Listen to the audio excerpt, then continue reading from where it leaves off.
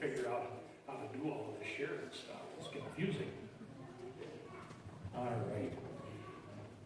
So this morning I'm taking a message from Ephesians, but it's really from a lot of places.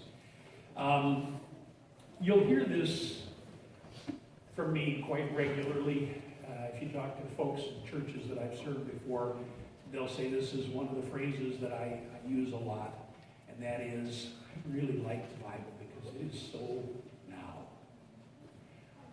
You know, other than the fact that it's written in this book, a lot of the words that we read in here could be written today in our newspapers, put on television, whatever, social media, all those kind of things, because this particular passage in Ephesians is one that always reminds me of that. It says, be careful then how to live, not as unwise, but as wise, making the most of every opportunity, because, and this is the phrase that could be written today, the days are evil. You know, it's a hard world we live in.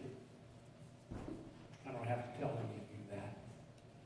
Even if you're not as old as I am or older than I am, you've seen things in life that are hard to live with. And that's partially because the world we live in is a fallen world. I hear people say, but God, God created this perfect world. I say, yes, but we messed it up. It was us. We're the ones that messed it up. God created perfection. But Adam and Eve, humans, I'm not going to pin it on Adam and Eve, I'm going to pin it on us, sinned. And not only sinned, but continued to sin and sin and sin and sin. We haven't quit. Now, yes, we figured out how to sin a little bit less. And we've also found out that we have Jesus Christ who offers us repentance from our sins. So please don't hear what I'm saying as, life's terrible and we're all just out of luck. We're not. We have a wonderful gift. We have the gift of Jesus Christ. But the question I have is, we live in a sinful world, so how shall we now live? What do we need to do in this life that's a sinful life? How shall we live?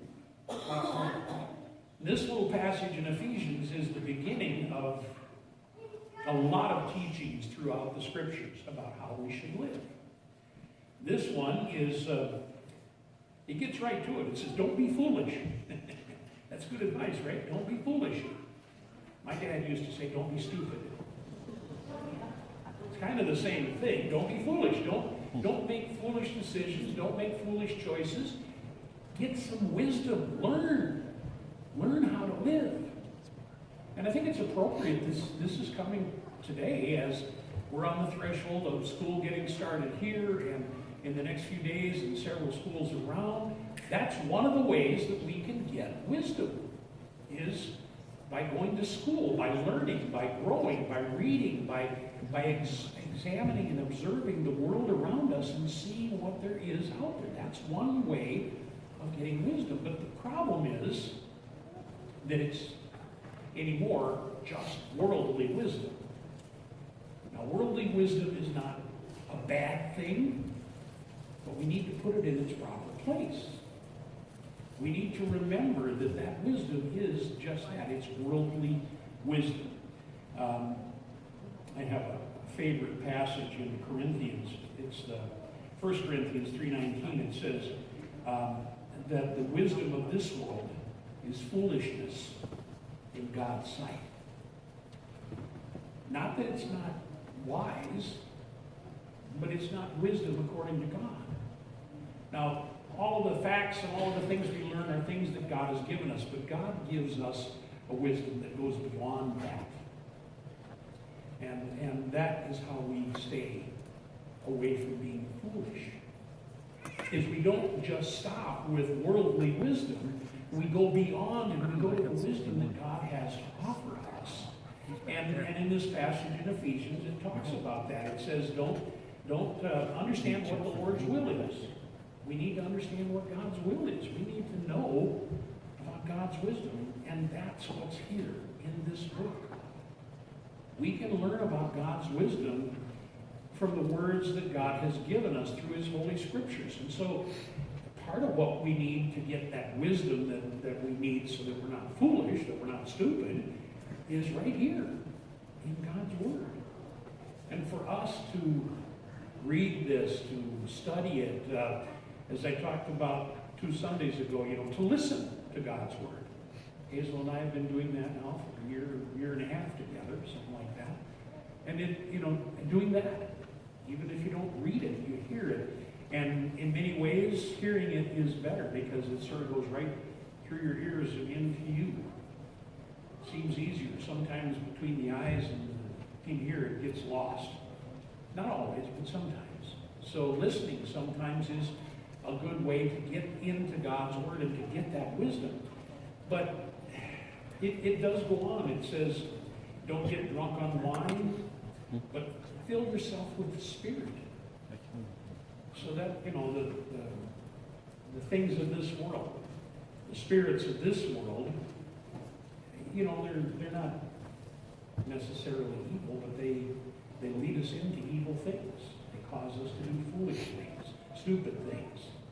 But God's will, God's Word, God's Spirit leads us into wise things, gives us wisdom so that we can live the kind of life that we need to live.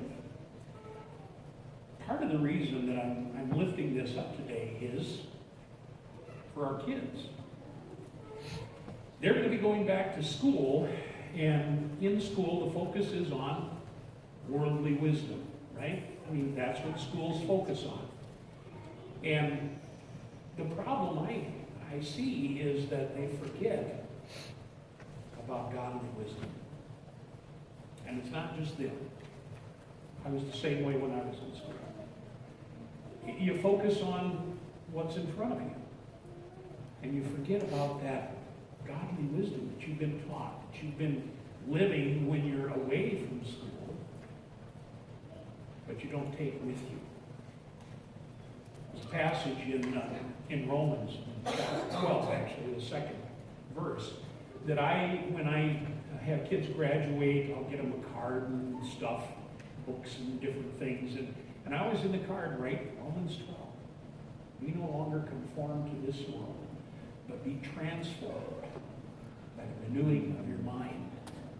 See, God doesn't want us to shut our minds off when we become Christians, but He wants us not to use the wisdom that He gives us in our minds only for worldly wisdom. We need to go beyond that. We need to transform ourselves and be different. And I know that's not an easy thing when you're in school, to be different.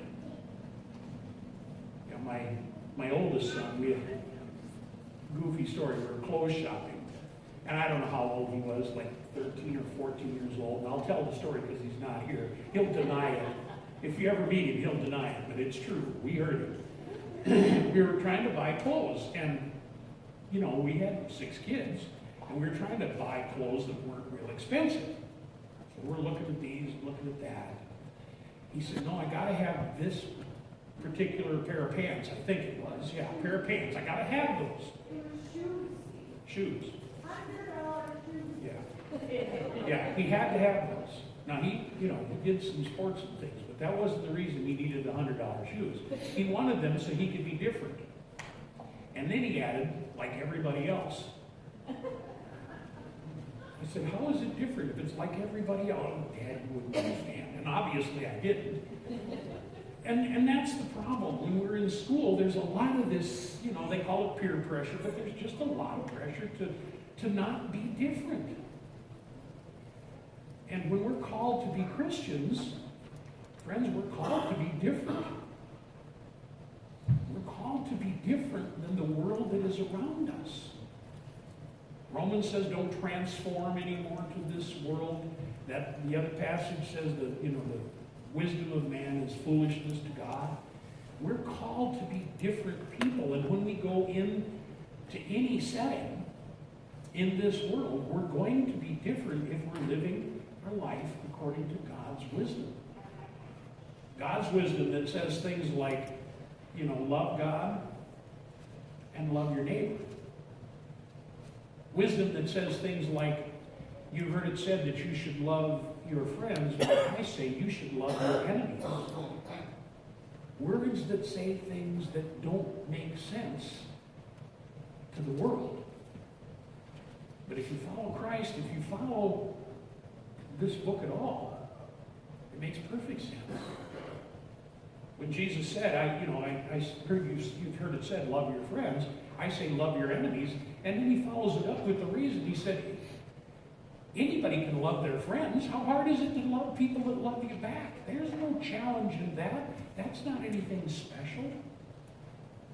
Love those who despise you. Love those who hate you. Love those who would do harm to you. And Jesus lived that in his life. And as many of you will remember, one of his words from the cross as he hung dying were, Father, forgive them.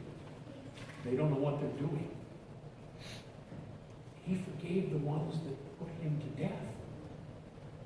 Now, I hope none of us ever have to do that. But, everybody has somebody that they don't like very much. It's a fact of life. And most all of us have somebody that doesn't like us very much. God says love them. Do good for them. Pray for their prosperity. That's different, right? That's not the way the world would tell us to live. Friends, we're called to stand out. We're called to be different. We're called to make a difference also. One of the things when I was in seminary, we read, other than the Bible, we read writings from other people.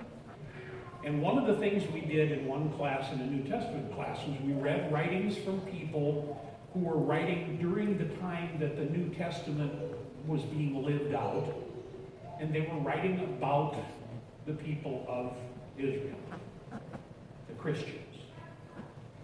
And one of the things that we kept finding in these writings was this little phrase. They seemed to love everyone. And that was unusual. Even then, the Christians loved everybody. They cared about everybody. They took care of everybody they could take care of. We've fallen away from that in the church and in Christian life. We still do it. I mean, the ladies went to the banquet, and that's a wonderful thing. The banquet is a wonderful thing, and that's a great ministry. But it shouldn't be unique. It shouldn't be unusual. It should be every place that that's happening. And that doesn't mean that it won't, but it's just in the days that the church was forming, that was, for the church, that was just how they did things. It wasn't like they had to ask for volunteers to come and serve. Well, the banquet doesn't anymore, but they didn't even need to put out the call because that's just what they did. In fact, one of the first controversies in the church was that they felt that the disciples were spending too much time making sure people got fed and not enough time teaching, so they needed to set some people aside to make sure that the food was distributed evenly and everybody was getting food that needed it. That's the way the church began. Being different than the world around it. And now today we hear calls, well, the church is out of step with the world. It needs to do this. It needs to change in that way. And I say if the world is out of step with the church and the church is out of step with the world, then amen, the church is doing what it's supposed to do. We should not be a mirror of the world in all that we do. Now, to be a mirror of the world in the mix of people that sit in our pews and come to our services, absolutely. We should be a mirror of that. We should have every conceivable type of person in our church. But to be a church that is doing what the world is doing, that's not what we're called to be. We're called to be different. We're called to stand out. We're called to make a difference in this world and be different. I think I shared, maybe I didn't, when I was talking about my call to ministry, about the verse that really spoke to me when that was all going on. And it's a passage in Isaiah. And it's a simple little passage. It's chapter 30, verse 21, where it says, whether you turn to the right or to the left, your ears will hear a word behind you saying, this is the way, walk in it.